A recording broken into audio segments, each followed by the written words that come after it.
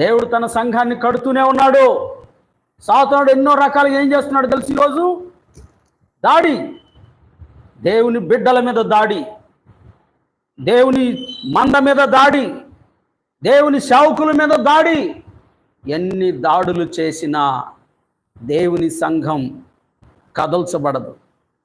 చూడండి అక్కడ ఇంకా ఏమంటాడు ప్రభు, చూడండి, నా సంఘాన్ని నేను కట్టుతాను, పాతాళలోక ద్వారములు దాని ఎదుట నిలనేరవని నేను మీతో చెప్పుచున్నాను.